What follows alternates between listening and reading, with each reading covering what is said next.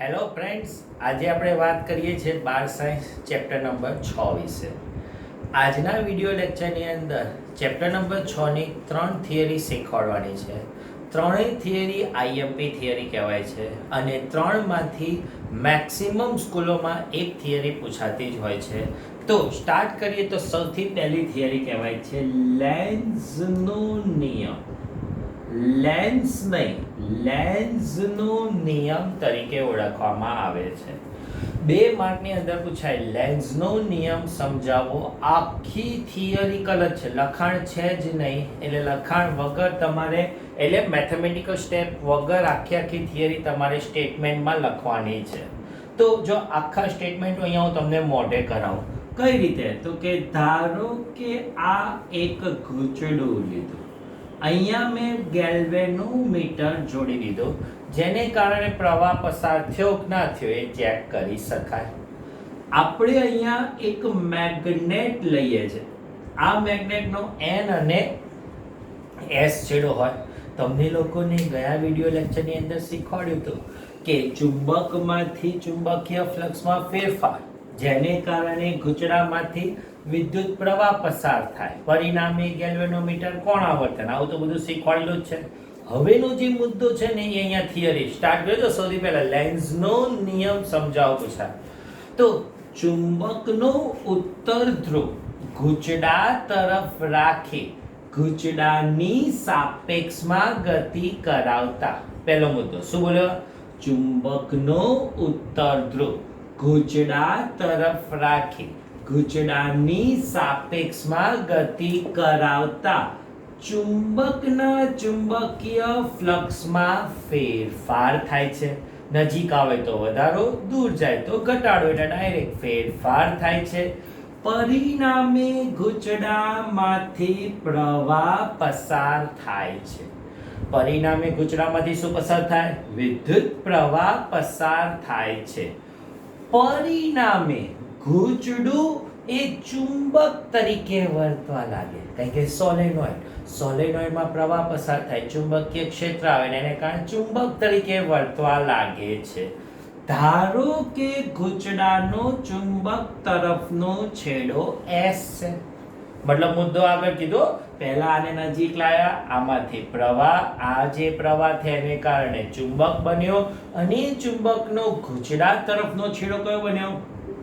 S હોય. તો થાય શું? સેજ બળ આપીને છોડી દો. તમને લોકોને ખબર છે NS આકર્ષણ થાય. આકર્ષણ થાય, પરિણામે આપમેળે ચુંબક ઘૂંચડા તરફ ગતિ કરે. પરિણામે આપમેળે ચુંબકના ચુંબકીય ફ્લક્સમાં ફેરફાર થાય.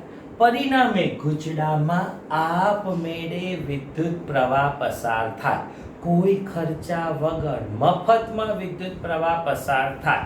ઉર્જા સંરક્ષણ અનુસાર આવી વસ્તુ શક્ય નથી. મતલબ આપમેળે ઉર્જા ઉત્પન્ન થાય એવું શક્ય છે નહીં. આમ આ ધ્રુવ ખોટો છે. મતલબ સાચો છેડો કયો બની ગયો? N. ચલો હવે આટલું લખાણ પહેલેથી જોઈ લો, મોટે કરી લો, પછી હું આગળ વધું. સૌથી પહેલા ચુંબકનો ઉત્તર ધ્રુવ ઘૂંચડા તરફ રાખી ઘૂંચડાની સાપેક્ષમાં ગતિ કરાવતા ચુંબકના ચુંબકીય ફ્લક્સમાં ફેરફાર થાય છે. પરિણામે ઘૂંચડામાંથી વિદ્યુત પ્રવાહ પસાર થાય છે. પરિણામે ઘૂંચડો ચુંબક તરીકે વર્તે છે. ધારો કે ઘૂંચડાનો ચુંબક તરફનો છેડો દક્ષિણ ધ્રુવ હોય તો સહેજ ચુંબકને બળ આપી છોડતા આપમેળે ચુંબકના ચુંબકીય ફ્લક્સમાં ફેરફાર થાય. ઘૂંચડામાંથી આપમેળે વિદ્યુત પ્રવાહ પસાર થાય, જે ઉર્જા સંરક્ષણ અનુસાર કોઈ ખર્ચા વગર વિદ્યુત ઉર્જામાં રૂપાંતર શક્ય નથી. આમ ઘૂંચડાનો ચુંબક તરફનો છેડો N ધ્રુવ હશે. જો N હોય તો કયું બળ લાગે? અપાકર્ષી. આ અપાકર્ષીની વિરુદ્ધ દિશામાં કંઈક યાંત્રિક ઉર્જાના ભોગે વિદ્યુત ઉર્જામાં રૂપાંતર કરવામાં આવે છે, જેને લેન્ઝનો નિયમ કહે છે. આવડી ગયું લખાણ કમ્પ્લીટ. છેલ્લો મુદ્દો, પરિણામે કૂચડાનો ચુંબક તરફનો છેડો n ધ્રુવ હોય તો n અપાકર્ષી બળ લાગે. એ અપાકર્ષીની વિરુદ્ધ દિશામાં કંઈક યાંત્રિક ઉર્જાના ભોગે વિદ્યુત ઉર્જામાં રૂપાંતર થાય છે, જેને લેન્ઝનો નિયમ કહે છે. હવે નિયમની વાત કરીએ તો નિયમ જેના કારણે પ્રેરિત EMF ઉત્પન્ન થાય. ફરીથી શું વ્યાખ્યા? જેના કારણે પ્રેરિત EMF ઉત્પન્ન થાય તેનો જ વિરોધ કરતું, NN મતલબ તેનો શું કરે? વિરોધ કરતું ચુંબકીય ક્ષેત્ર ઉત્પન્ન થાય છે. શું નિયમ? ફરીથી, જેના કારણે પ્રેરિત EMF ઉત્પન્ન થાય તેનો જ વિરોધ કરતું ચુંબકીય ક્ષેત્ર ઉત્પન્ન થાય, જે પ્રેરિત EMF ની દિશામાં ઉત્પન્ન થાય છે, જેને કયો નિયમ કહેવાય? લેન્ઝનો નિયમ કહે છે. ફરીથી નિયમ જેના કારણે પ્રેરિત EMF ઉત્પન્ન થાય તેનો વિરોધ કરતો ચુંબકીય ક્ષેત્ર ઉત્પન્ન થાય, જે પ્રેરિત EMF ની દિશામાં ઉત્પન્ન થાય છે, અને જેને જ કયો નિયમ કહેવાય? લેન્ઝનો નિયમ કહે છે. અર્થાત લેન્ઝનો નિયમ આપણી દેશી ભાષામાં શું? અપાકર્ષી ચુંબકીય હોય અને એને કારણે વિદ્યુતમાં રૂપાંતર થવા લાગે છે. હવે એના ઉપરથી આપણી બીજી થિયરી આજની જે ભણવાની છે, જેને કહેવાય ફેરાડેનો નિયમ સમજાવો.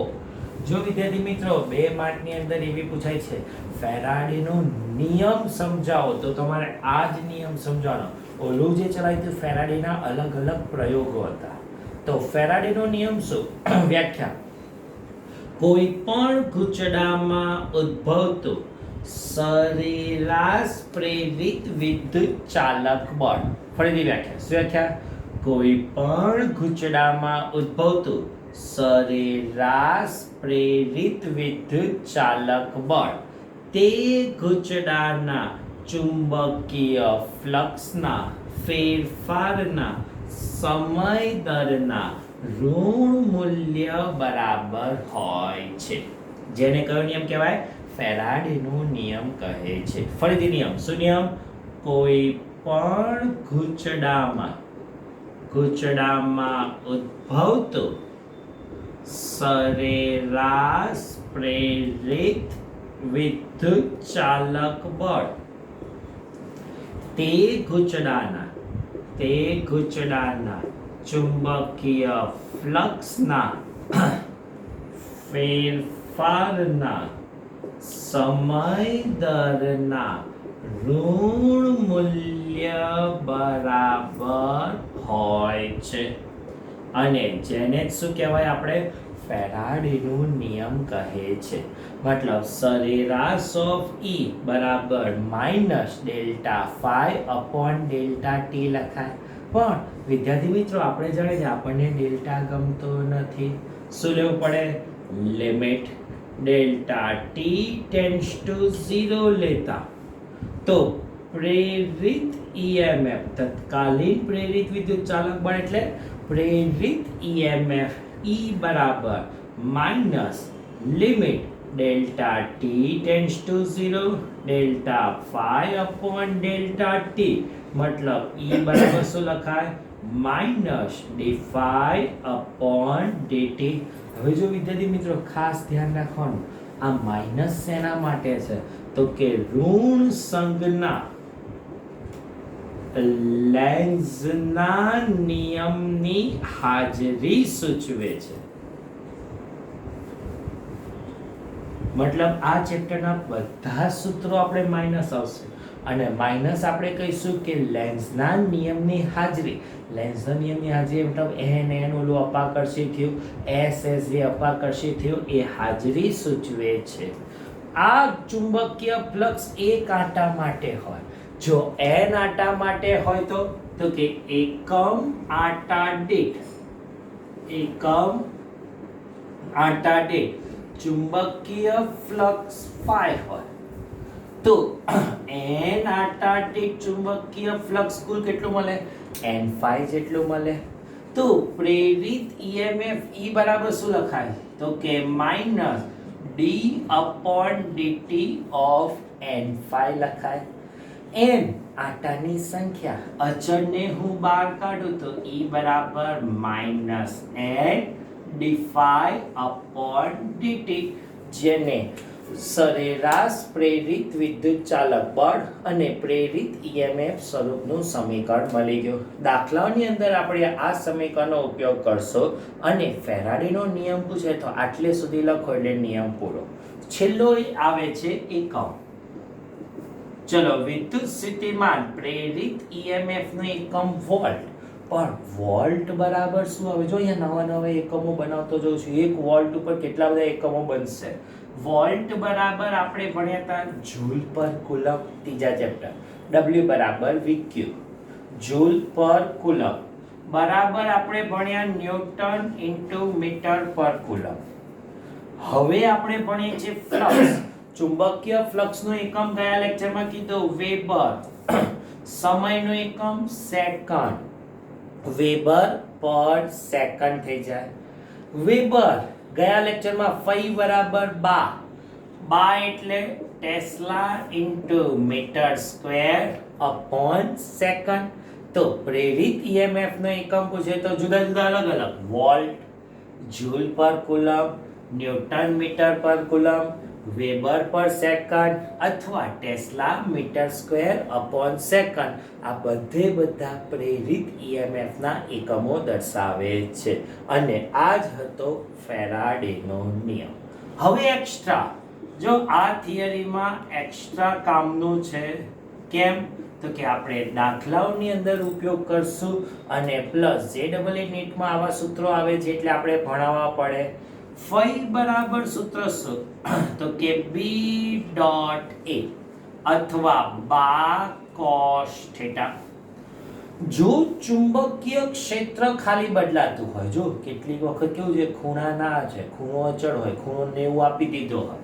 અહીંયા ફાઈ બરાબર ખાલી બા સદિશ સ્વરૂપનું મૂકીશું n d phi upon dt minus n d upon dt of BA cos theta, theta બરાબર 0, cos 0 1 હશે.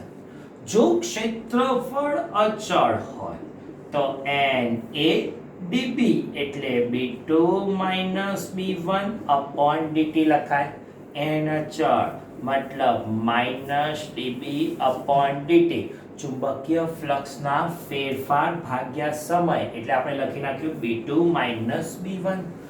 જો EB બદલાય ને, એ અચળ ના હોય, એ બદલાતું હોય તો આપણે શું લખાય? Minus NB A2 minus A1 upon dt કહી દેવાય. તો એ વખતે આપણે ક્ષેત્રફળનું વિકલન કરવું પડે અને આમાં ચુંબકીય ક્ષેત્રનું વિકલન કહેવાય. મતલબ અહીંયા A અચળ છે ક્ષેત્રફળ, અહીંયા B અચળ છે. અને જો A અને B બંને અચળ હોય, A અને B બંને અચળ હોય તો પછી શું થાય? તો કે વિકલન 0 ના થાય. એ વખતે ખૂણો બદલાતો હોય. મતલબ માઇનસ BAN બાન અચળ ઇન્ટુ સમીકરણની અંદર શું લખાય? તો કે cos theta 2 minus cos theta 1 upon dt લખાય. એકચ્યુઅલમાં BAN ઇન્ટુ શું લખી દેવાય? d of cos theta upon dt. એ વખતે cos theta નું વિકલન કરવું પડે તો આપણું પ્રેરિત EMF મળી જાય. મતલબ 1, 2 અને 3 સ્વરૂપના નવા સમીકરણ મળી ગયા. જો આપણે એમ કહીએ છે કે બધું અચળ જ છે, ABC પ્રારંભમાં 0 છે અને અંતિમ ખાલી મળે છે તો અહીંયા મૂકી દઈએ જો પ્રારંભમાં ચુંબકીય ક્ષેત્ર 0 હોય તથા અંતિમ B2 બરાબર B હોય અને 0 વખતે સમય 0 હોય T2 T હોય તો પ્રેરિત EMF નું સમીકરણ શું મળી ગયું તો કે BAN/T બંટી BAN/T જેટલું પ્રેરિત EMF મળી જાય તો પ્રેરિત પ્રવાહનું સમીકરણ શું I બરાબર E/R ચલો E બરાબર -BAN/T into R અને પ્રેરિત વિદ્યુત ભાર પૂછો QIT તો T કેન્સલ -BAN/R તો આટલો પ્રેરિત વિદ્યુત ભાર ઉત્પન્ન થાય છે મતલબ હવે તને નવા બીજા સૂત્રો શીખવાડ્યા પ્રેરિત પ્રવાહ પ્રેરિત વિદ્યુતભાર પ્રેરિત EMF પૂછાય તો ફેરાડેના નિયમના આટલા એક્સ્ટ્રા સમીકરણ વ્યાખ્યાયિત થઈ ગયા હવે આપણે વાત કરીએ છીએ આજના લેક્ચરની ત્રીજી બટ મોસ્ટ IMP થિયરમ ગતિકીય EMF સમજાવો સૌથી વધુ ત્રણમાંથી કોઈ એવું પૂછે મને બેસ્ટ ઓફ 3 માં હાઈએસ્ટ કઈ પૂછાય છે હાઈએસ્ટ આ પૂછે સૌથી વધુ ગતિકીય EMF એના પછી બીજા નંબર આવ્યો છે ફેરાડેનો નિયમ અને સૌથી છેલ્લો નંબર આપો છો લેન્ઝનો નિયમ હા ત્રણેયમાંથી પૂછાય જ છે પણ ત્રણમાંથી એકમાંથી સૌથી વધારે પૂછાય તો આ ગતિકીય EMF કોને કહેવાય તો કે વ્યાખ્યા કોઈ પણ ગૂંચડાની ગતિ સાથે પ્રેરિત EMF ઉત્પન્ન થાય એને ગતિકીય EMF કહે છે ફરીથી વ્યાખ્યા શું વ્યાખ્યા કોઈ પણ ગૂંચડાના ગતિ સાથે પ્રેરિત EMF ઉત્પન્ન થાય તેને ગતિકીય EMF તરીકે ઓળખવામાં આવે છે તો ક્વેશ્ચન એમ થાય ગૂંચડાના ગતિ સાથે કેટલા રીતે પ્રેરિત EMF ઉત્પન્ન થાય તો એનો આન્સર પહેલી ઝડપમાં ફેરફાર કરીએ મતલબ આપણા ફેરાડેના પ્રયોગો છે ઝડપથી નજીક લાય ઝડપથી દૂર લઈ જા ધીમે ધીમે નજીક લાય ધીમે ધીમે દૂર લઈ જા ઝડપ બદલાય પ્રેરિત EMF બદલાયા કરે છે બીજું શું આવે તો કે ચુંબકીય ફ્લક્સમાં ફેરફાર કરતા ચુંબકીય ફ્લક્સ એટલે ફાઈ નહીં ડેલ્ટા ફાઈ માં ફેરફાર કરું તો ગતિકીય EMF અથવા પ્રેરિત EMF ઉત્પન્ન થાય છે ત્રીજી સાપેક્ષ ગતિ કરાવો ગૂંચડાની કેવી ગતિ કરાવું સાપેક્ષ એક ગૂંચડાને સ્થિર રાખી બીજા ગૂંચડાની સાપેક્ષમાં ગતિ કરાવો તો પણ ગતિકીય EMF ઉત્પન્ન થાય છે ચોથી ભ્રમણ ગતિ કરાઈએ કોઈ પણ ગૂંચડાને આમ ભ્રમણ કરાવો તો પણ પ્રેરિત EMF ગતિકીય EMF ઉત્પન્ન થાય છે અને પાંચમું અને છેલ્લું આટાની સંખ્યામાં બદલા કરીએ n/dt મતલબ n આટાની સંખ્યા વધારો ઘટાડો પરિણામે પ્રેરિત EMF ગતિકીય EMF ઉત્પન્ન થાય છે તો આ ગતિકીય EMF ઉદ્ભવે તો કેટલું ઉદ્ભવે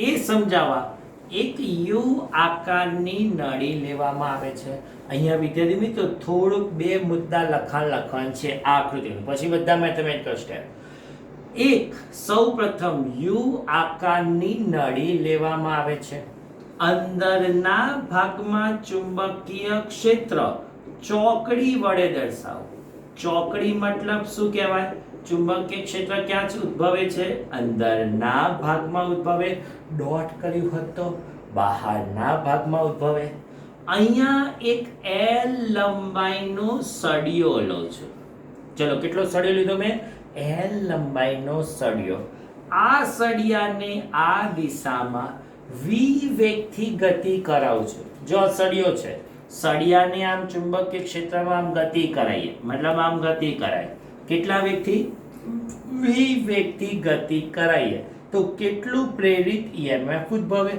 ધારો કે t બરાબર t સમયે સળિયો આટલા સ્થાને છે અને એ સ્થાન છે x. તો પહેલો મુદ્દો t બરાબર t સમય, જો આટલું લખાણ લખી દેવાનું. અને પછીનો મુદ્દો હજી એક સ્ટેપ બીજો, જમણા હાથનો સ્ક્રૂનો નિયમ અનુસાર, ચલો જમણો હાથ મૂકો તો અંગૂઠો અંદર, આમ જાય મતલબ પ્રવાહ આમ જાય. પણ લેન્ઝનો નિયમ એ છે જે દિશામાં EMF ઉદ્ભવે એની વિરુદ્ધ દિશામાં જ પ્રવાહ હોય, એનો વિરોધ કરે છે. મતલબ એકચ્યુઅલમાં આમ પ્રવાહ જતો તો તારે પ્રવાહ આ દિશામાં, ઊંધી દિશામાં દર્શાવવાનો અને કહેવાનું શું? લેન્ઝના નિયમની હાજરી. તો t બરાબર t સમયે ચુંબકીય ક્ષેત્ર માટે, ચુંબકીય ફ્લક્સ માટે ક્ષેત્રફળ કેટલું મળે? ચલો ક્ષેત્રફળનું સૂત્ર લંબાઈ ગુણ્યા પહોળાઈ, L into x. તો ચુંબકીય ફ્લક્સ કેટલું મળે? ચલો ફાઈ બરાબર બા, ફાઈ બરાબર b into a. ચલો b, a બરાબર શું લખાય? તો કે L into x. તો ચુંબકીય ફ્લક્સ પૂછી શકાય, શું લખાય? BLX. તો આપણે તો ભણવું છે પ્રેરિત EMF, એને જ ગતિકીય EMF કીધું. E બરાબર સૂત્ર શું ભણાયું? d phi upon dt minus d upon dt. phi બરાબર શું લખાય? તો કે BLX. સળિયો આમ ગતિ કરતા હોઈએ તો થોડા સમય પછી સળિયો અહીંયા પહોંચ્યો, એનું ચુંબકીય ક્ષેત્ર બદલાય ખરા? ના. સળિયાની લંબાઈ બદલાય ખરા? ના. શું બદલાણું? x, અંતર બદલાણું. મતલબ -BL અચળ, અંતર બદલાય એટલે શું લખાય? dx upon dt લખાય.